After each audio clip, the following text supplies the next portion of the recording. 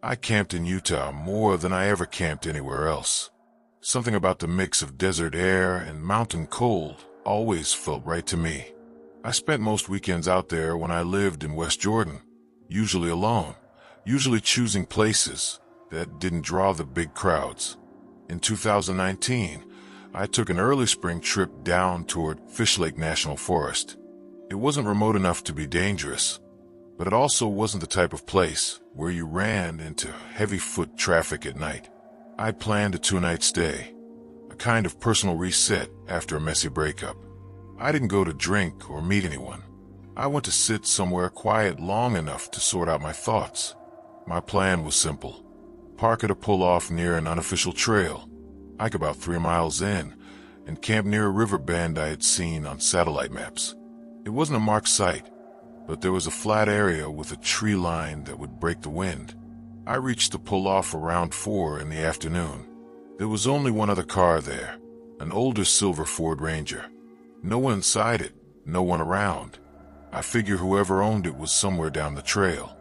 I packed light. Tent, sleeping bag, basic food, a water filter, the usual. I left the car and started walking. The air had that temperature where it's warm in the sunlight, but cold in the shadows. The trail was narrow but easy to follow. It felt like a normal trip until about 2 miles in, when I first saw the man. He was standing at a fork where a small game path crossed the main trail. He looked like someone who'd finished half a hike and wasn't sure if he missed a turn. I saw him spinning slowly, looking left and right like he had lost his bearings, but didn't want to admit it. He wore a red flannel shirt, dark jeans, and a pack that looked brand new. But the thing that stood out most was the way he stared at me when he noticed me coming up the trail. He didn't wave or call out. He just locked onto me like he'd been waiting. I slowed down a little. I wasn't worried, more confused about the intensity of the way he watched me. When I got within talking distance, he stepped forward and asked, "Do you know where the trailhead is?" The question was strange because the trailhead was back where I had parked, and the trail was a straight shot. You really couldn't miss it. So I told him, "You're heading the right direction if you want to go back to the parking area. It's about 2 miles that way." He didn't react to that. He just stared at me for another moment and said the exact same thing again, with the same tone. "Do you know where the trailhead is?" I figure maybe he didn't hear me, or he was dehydrated, or just foggy from hiking in the cold. I explained it again, this time pointing. "Yeah, the trailhead is back that way. You walk straight for about 2 miles. He blinked once, nodded slowly, and then walked past me without another word. He kept his eyes on me even as he moved by, like he wanted to keep me in his peripheral vision. I didn't get any threatening vibe, but the interaction felt off. The way he repeated himself word for word had that copy and paste quality that people rarely use in normal conversation. I shrugged it off as social awkwardness and kept walking. My camping spot was another mile ahead. The area looked perfect when I got there. Flat ground, dry soil, a small rise behind the trees that shielded the wind. I set up the tent, got some water filtered, and heated a simple dinner. I was tired enough from the hike that when I crawled into my sleeping bag around 10, sleep came easy. I woke up around midnight because I thought I heard something walking close to my tent. Not a branch snap, not a big animal sound, more like cautious footsteps on pine needles, slow and deliberate. I stayed quiet, listening. The walking stopped, then picked up again on the other side, like whoever or whatever it was had circled halfway around the tent. I told myself it could be a deer, but deer don't walk like they're trying not to be heard. After maybe 20 seconds of silence, I heard a voice, low and close. "Do you know where the trailhead is?" The voice was the same man's voice. Same flat tone, same exact wording. I didn't get out of the tent. I didn't move at all. I didn't answer. I heard nothing else after that. No walking away, no branches snapping, just complete stillness. I finally built up enough nerve to unzip the tent a few inches and look out with my flashlight. There was no one there. The tree line looked normal. The ground around the tent didn't show any obvious movement. The night was cold enough that my breath made a faint cloud in front of me, and everything looked undisturbed. I convinced myself that maybe I had dreamed it. I was half asleep when the footsteps woke me. It was the kind of moment where your brain isn't fully locked in. I went back into the sleeping bag and stayed awake until around 3. When it finally got quiet enough and my body felt heavy, I drifted off. The next morning, I stepped outside and checked the area more carefully. I found a single boot print near the back of the tent. Just one. The soil was dry enough that it held impressions well. It was a man's print, maybe size 10. I compared it with mine, and it wasn't a match. The tread looked newer. That bothered me. Not enough to make me leave immediately, but enough to make me feel watched. I spent most of the day hiking around the river area. The scenery was good. The air was clear, and I tried to clear my head. I reminded myself that the man might have gotten lost and wandered through camp by mistake. It happened sometimes. The echo of the voice in the night still felt too clear to dismiss, but I pushed it aside. When I got back to camp in the late afternoon, nothing was disturbed, but I found something leaning against the base of a tree next to my tent. It was a small laminated map showing the official trails in the area. It wasn't mine. On the back was a handwritten note in shaky block letters. "Where's the trailhead?" The moment I saw it, I felt the same cold sensation you feel when someone taps your shoulder in a dark room. I didn't yell or panic. My mind shifted into a practical mode. I scanned the tree line slowly, listening for movement. Everything was quiet. The silence wasn't comfortable. It felt like someone was waiting for me to react. I picked up the map and studied it for a good minute. It was a standard printed sheet, not something old or weird. Anyone could have brought it, but the note didn't make sense. It didn't even match the tone of the man's voice. The writing looked like someone who wasn't comfortable with handwriting, or someone who wrote slowly on purpose. I kept it with me and stayed alert for the rest of the afternoon. When night came, I built a fire and sat close to it. I didn't want to be inside the tent too early. Around 10, I heard movement again, but this time it wasn't right by the tent. It sounded like someone pacing several yards back in the trees, walking in short stretches, stopping, then walking again. I held my flashlight and tried to pinpoint where the sound came from. It kept shifting, too quick and too quiet to track. I only heard one voice that night, and it came around 11:30. It came from behind a cluster of trees, where the ground dipped down, the same direction where I found the single boot print earlier. He said it again, same tone. "Do you know where the trailhead is?" The way he said it wasn't angry or confused.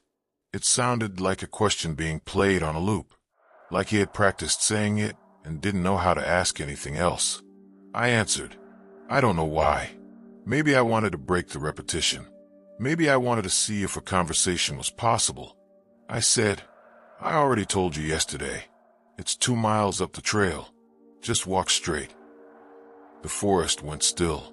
The pacing sound stopped. I stood there holding the flashlight and listening so hard that the blood rushing in my ears sounded loud. After nearly a full minute, I heard him take a single step. Then he said something new. "Can you show me? Not can you help me? Not can you walk with me?" The wording was strange. The tone wasn't needy. It was flat, almost mechanical. I didn't answer. I didn't move. The fire crackled in a slow pattern while I listened. After maybe 15 seconds, I heard the footsteps again. They backed away slowly, like whoever it was didn't want to turn their back on me. Then the steps faded deeper into the trees. I didn't sleep much that night. The next morning my decision was simple: leave early. I packed everything quickly. The forest felt tense in a way I couldn't explain with words. Not dangerous, just wrong. When I took my tent down, I found another single boot print behind where the tent had been. Same tread, same size. As I started heading back toward the car, I stopped halfway to look behind me. I didn't see anyone, but I got the clear feeling I was being watched. You know that sense you get sometimes that someone is locked onto you? It was like that. I kept walking. The trail back should have taken under an hour. It took almost 2 because I kept checking behind me. Every time I stopped to listen, I didn't hear anything. But the sense of being followed was so strong that I couldn't shake it. When I finally reached the parking area, my car was exactly where I left it. The only other vehicle there was the silver Ford Ranger. I walked toward it to glance inside and see if anyone was sitting in it. The windows were tinted but not too dark. I cupped my hands and leaned close enough to see the back seat. There was a laminated map sitting there, the same kind as the one I found by my tent. And on the passenger side floor, I saw something red, a flannel shirt. I stood there staring at it for maybe 10 seconds before I backed away. I didn't hear footsteps. I didn't hear anyone breathing behind me, but the sensation of being watched surged so hard that it made my skin prickle. I got into my car, started the engine immediately, and pulled out. When I passed the Ranger on my way out, I glanced at the rearview mirror. I saw a man step out from behind the far side of the truck. Just tall enough, just thin enough, with a beard that matched what I remembered from the woods. He wasn't wearing the flannel anymore. He was wearing a dark gray long-sleeve shirt. And even though the distance was far, I could tell he was staring at my car as it drove away. He didn't wave. He didn't call out. He just watched. I kept driving until I hit the main road. When I looked back again in the mirror, he wasn't there. I never returned to that trail. I don't camp solo in Utah anymore. I've camped alone plenty of times since then, but those 2 nights never left me. I still think about the way he asked the question, like he only had one sentence he could use. And the part that sticks with me most wasn't the voice in the night. It wasn't the pacing. It wasn't even the handwritten note on the map. It was the moment he spoke. "Can you show me?" Because his tone didn't sound like someone asking for help. It sounded like someone asking for permission.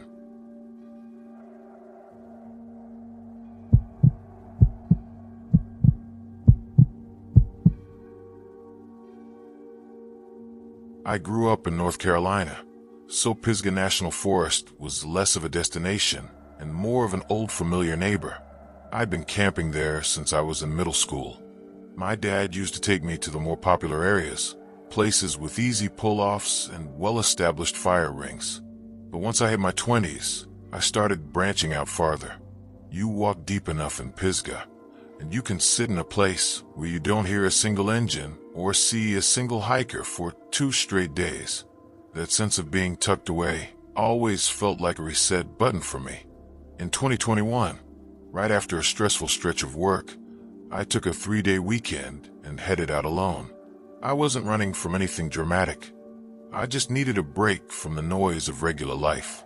I chose a part of the forest near the edge of the Linville Gorge area, not inside the main tourist spots, but close enough to recognizable trails that I wouldn't get myself into trouble.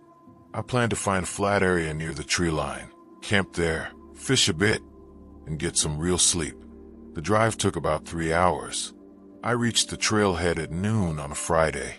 When I parked, there were 2 other cars in the lot. One belonged to a couple I passed on my way up the first mile, and the other looked like an overnight hiker's vehicle. Nothing unusual. The weather was clear, and the trees had that early spring look where everything was just starting to come alive again. About 2 miles in, I reached a split in the unofficial trails. I remember a spot from a previous year that overlooked a small creek. On the map, it was nothing special, just a bend where the water widened a little. But in person, it had enough space for a small tent and a fire ring. When I got there, it was just like I remembered, except for one thing. It was dead silent. Now, silence in a forest isn't rare, but this was different. No birds, no insects, no distant woodpeckers, no squirrels rattling around. When I stopped walking, the only sound was my pack settling on my shoulders and the creek running maybe 100 feet away. Even that sounded muted, like it wasn't flowing at full volume. The quiet didn't scare me, but it put me on edge. Most experienced campers will tell you that healthy woods make noise. Still, I figured it was early enough in the season that maybe things just hadn't fully woken up yet. So I unpacked and started setting up. By the time I got the tent up, the silence was still holding. I didn't see a single animal, not even a flighty bird hopping through brush. I filtered water and sat for a while, waiting for the environment to settle. Usually after you make camp and stay still for 5 minutes, the woods warm back up and animals go back to what they were doing. That didn't happen. I told myself not to overthink it. I got a small fire going, made dinner, and tried to relax. I read for a bit, listened to the creek, and eventually crawled into the tent around 11. I woke up at 3 in the morning because I heard footsteps moving near the tent. Not heavy ones, not rushed, just slow, soft steps, like someone walking carefully so they didn't snap branches. The movement came from the direction of the creek. I listened long enough to rule out animals. Deer move with more rhythm. Raccoons move with more energy. This was too controlled. I didn't unzip the tent. I lay still and listened. After maybe a full minute, footsteps faded and nothing followed. I stayed awake until the sky lightened. When I came out of the tent in the morning, everything looked untouched. I checked the ground for prints. I found nothing identifiable. The soil there was covered in a thick layer of pine needles, and pine needles don't take impressions easily. The silence was still there, not reduced, exactly the same. I walked down toward the creek and splashed water on my face. Even the water sounded soft, like its echo was being swallowed before it could spread. I stayed busy during the day to keep my nerves in check. I explored a half-mile in each direction, looking for any sign of animals. Nothing. No droppings, no tracks, no movement. Not even a single fish in the creek when I tried casting a few times. It felt like the entire clearing had been paused. Around 6 in the evening, I heard something new. It wasn't loud. It wasn't even close. It was a brief sound coming from deeper in the woods behind the tent. It reminded me of someone dragging a stick through dry leaves, just one long pull. It lasted maybe 2 seconds. Then the forest returned to that thick silence. I tried to justify everything as coincidence, timing, season, temperature. Even though it didn't sit right with me, I kept telling myself the human brain is good at creating patterns out of things that don't match our expectations. I cooked dinner before sundown and kept the fire going until about 9. That night, right around midnight, something changed. I was lying awake, staring at the roof of the tent, trying to decide if I should head out in the morning instead of staying the extra night. That was when I heard the first voice. It wasn't a full sentence. It wasn't even clear. It sounded like someone talking quietly to themselves at a distance, muffled by trees. I sat up immediately. I thought maybe it was another hiker who wandered near my camp by mistake. The voice came again after a few seconds, low and steady, like someone repeating a phrase, but speaking too softly to understand the words. I unzipped the tent slowly and leaned out. The air was cold enough that I could see my breath. The fire had burned down to embers. The trees looked normal. No flashlight beams, no movement, nothing. I stayed still for about 30 seconds, listening. The faint voice came again. Same tone, same distance, same tempo. My first thought was that someone was lost. That was the most reasonable explanation. I got my flashlight and swept a beam across the clearing. No reflection of eyes. No person stepping into the light. Nothing. I called out, "Hello? Do you need help?" The voice stopped immediately. The silence that followed felt heavier than before. I waited a full minute. Nothing answered. I finally crawled back inside the tent and zipped it. I lay awake for over an hour. The voice didn't return, but the feeling of being watched grew stronger, like the quiet was pressing in from all sides. Around 2 in the morning, I fell asleep out of pure exhaustion. The next morning the silence seemed even thicker. I don't know how to describe it better than that. It felt like the woods were holding their breath. I walked a little farther from camp than before, checking for any hint of another person. No tents, no broken branches, no prints. The place looked untouched. When I returned to my campsite around late morning, Something was waiting for me on top of my fire pit rocks. A small pile of stones, perfectly stacked. 5 stones total, arranged in a neat column. Not sloppy, not accidental. Balanced. I froze when I saw it. Nothing had been there when I left, and I'd only been gone for maybe 40 minutes. I walked around the camp slowly, listening for movement, scanning the trees. Everything stayed quiet. I checked the perimeter for signs of someone passing through. I found one partial impression in the needles, near a fallen log. It looked like a heel mark from a boot, but I couldn't see the rest of the print clearly. I packed my bag halfway. I wasn't panicking, but the unease was growing into something I couldn't talk myself out of anymore. Before leaving, I knocked down the stacked stones. That was a mistake. About 10 minutes after I collapsed the pile, I heard movement from the trees behind me. Slow, steady footsteps. Same pace as the night before. Same rhythm. I didn't see anyone, but the sound was unmistakable. I stood there with my pack half loaded, staring into the shaded trees. The footsteps stopped, and the silence returned quickly. Too quickly. I gave up on staying. I finished packing and got ready to leave. Before heading out, I took one last look around the clearing. The silence didn't feel natural anymore. It felt deliberate. I started down the trail back toward the car. The first half-mile was uneventful. The silence followed me like a bubble, extending farther than seemed normal. When I passed the point where I usually hear more wildlife, nothing changed. It felt like the quiet was moving with me.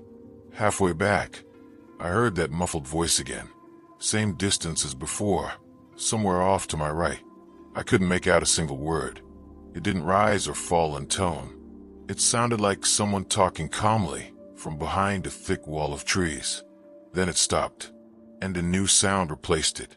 Footsteps behind me. Not close, but far enough back that whoever was walking was matching my pace. I didn't look over my shoulder. I just kept walking. The sound continued for another few minutes before fading, and as soon as it faded, the normal forest noise returned. A bird chirped on my left. A squirrel darted across the trail ahead of me. The shift was so instant that it felt physical, like someone flipping a switch. When the sounds came back, I felt my chest loosen in a way I hadn't realized had tightened. I kept walking until I reached my car. When I opened the door to throw my pack inside, I noticed something on the gravel next to my front tire. Another small stack of 5 stones. Same size, same shape, same perfect balance. I didn't take it with me. I didn't touch it again. I drove off without wasting a second. I've camped many times since then, even in remote areas, but I've never gone back to that clearing in Pisgah. I've talked to a few experienced hikers and rangers over the years, and the only explanation anyone gave that felt remotely plausible was that maybe there was an old homestead nearby where someone with mental illness still wandered the woods. But that didn't match the silence. It didn't match the stones. It didn't match the way the voice stopped the moment I spoke back. The thing that bothers me most, even now, wasn't seeing anything. It was that someone, or something, clearly saw me. The silence didn't feel like a coincidence. It felt like it was created, and whatever made it didn't want noise near that clearing.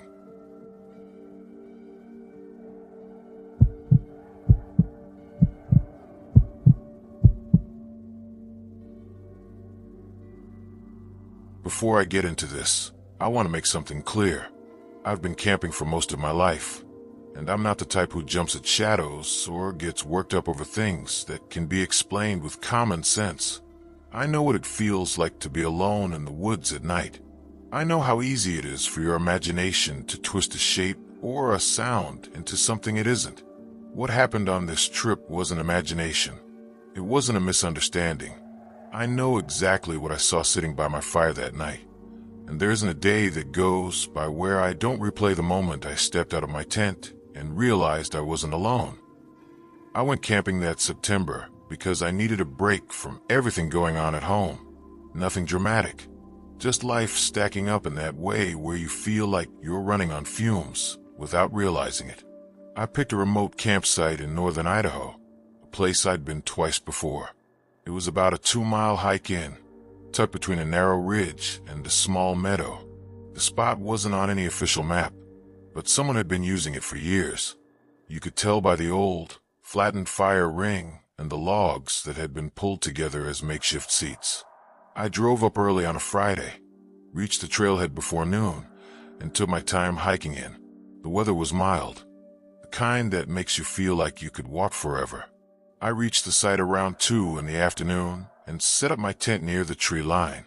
After that, I gathered firewood, got water from the creek, and settled in. Everything felt normal. No strange vibes, no unsettling quiet, just a peaceful, open space with a steady breeze moving through it. I spent the rest of the afternoon walking the surrounding area, reacquainting myself with the layout. The ridge rose sharply to the west, with a few rocky breaks that gave a decent view of the valley. The meadows stretched out to the north, tall grass waving in the wind. The forest wrapped around everything on the south and east sides, thick enough that I didn't bother pushing into it more than necessary. I hadn't seen any signs of recent campers. No footprints, no fresh trash, no gear marks. I figure I had the place to myself for the weekend. When night fell, the temperature dropped fast. I got a fire going and cooked a simple dinner. Afterward, I sat there for a while just listening to the wind and watching the embers shift. There was nothing silent or strange about the woods. Birds were still calling in the trees. Insects were buzzing, and the creek made steady noise not far from camp. It was a normal night. Around 10, I decided to head into the tent. I left the fire to burn down on its own, zipped the tent, and lay there looking at my phone for a bit before turning it off. It took me a while to fall asleep. When I did, it wasn't deep sleep. I kept drifting in and out without really settling. Around 1 in the morning, something woke me. It wasn't a sound, not the kind that jolts you awake. It was more like the shift in light when someone walks past a window, except I was in a tent with only the faint, dying fire outside. I thought maybe the fire had flared up or collapsed, so I sat up and listened. The first thing I noticed was that the night seemed quieter than before, not silent, just quieter. The second thing was a faint, steady crackling that didn't match the sound of my fire. It was softer, almost like someone moving something near it. I didn't want to jump to conclusions, so I unzipped the tent just enough to look out. That was when I froze. There was someone sitting at my fire pit. A woman. She wasn't doing anything. She wasn't looking at me. She was sitting on one of the logs with her body slightly leaned forward, her hands resting on her knees, staring down at the fire pit like there were flames there. But the fire was out. Just a few faintly glowing coals and a small stack of what I hadn't touched yet. I didn't say anything. I barely breathed. At first I thought maybe it was another camper who had gotten lost. That was the only thing that made any sense, so I clung to that idea long enough to steady my heartbeat. I eased the zipper a bit more to get a clearer look. She looked like she was in her 30s. Long dark hair, clothes that didn't look like hiking gear, more like what someone might wear around town. Nothing torn or dirty. She was completely still. No shifting, no adjusting her weight, no head movement. Just a quiet figure staring at a fire that wasn't burning anymore. I whispered, "Hello." No response. She didn't move at all. For a few seconds I thought maybe she was asleep sitting up, but I've never seen anyone sit that still while asleep. I wasn't sure what to do. I didn't want to surprise her. I didn't want to leave the tent either. When she finally moved, it wasn't the way I expected. She didn't turn. She didn't stand. She didn't even lift her head. Her back expanded slightly, like she took a slow, deep breath, but she didn't let it out. Her posture just held there, tense and rigid. I stayed absolutely still. When she finally exhaled, it sounded too slow, like someone letting out air long after they should have run out. It didn't sound forced, just unnaturally controlled. She kept her eyes on the dead fire, not even blinking. At that point, I knew something was wrong. A person who wanders into a campsite doesn't behave like that. Nobody sits at a stranger's fire pit in complete silence in the middle of the night without some kind of explanation. I thought about stepping out of the tent to talk to her, but something in me pushed hard against that idea. It wasn't fear in the usual sense. It felt more like my brain was trying to stop me from doing something stupid. I backed away slowly and sat on my sleeping pad, keeping my eyes on her silhouette through the tent fabric. She didn't move again. She just sat there, leaning toward the fire ring, like she was waiting for something to happen that only she knew about.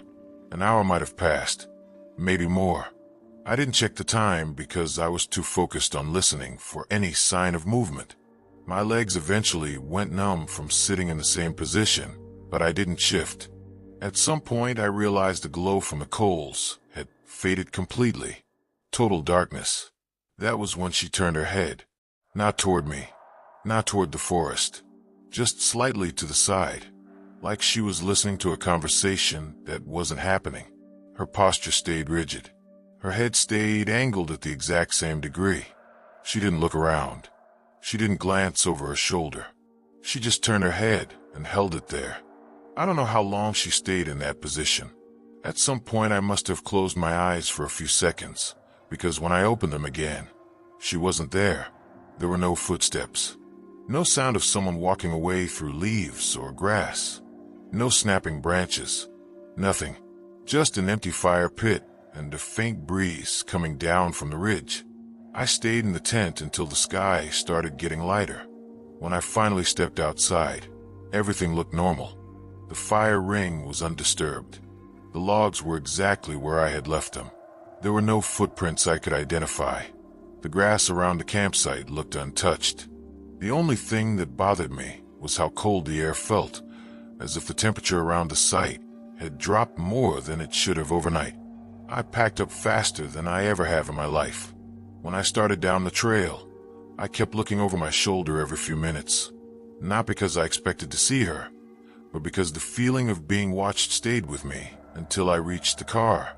I didn't tell anyone the story for months. Not because I was scared people would think I was imagining things, but because I wasn't sure how to explain the part where she vanished so quietly. Anyone who's camped knows you can't walk away from a site without making noise, especially at night, especially through brush or grass. Even the softest step makes sound, but she made none. I still go camping now and then, but never alone anymore. And I don't sit by the fire as long as I used to. I pack up before it gets too late, and I never let it burn down past a certain point. I don't like looking at a fire when it's almost out. That's when the image of her shows up again, sitting there in complete silence, watching coals that weren't burning, waiting for something I didn't understand. I've been back to Idaho a few times since then, but I won't go back to that ridge. I don't want to risk seeing her again. And it's not because I think she would hurt me. It's because I don't know what she was waiting for. And I don't think she left because she wanted to. I think she left because something told her to.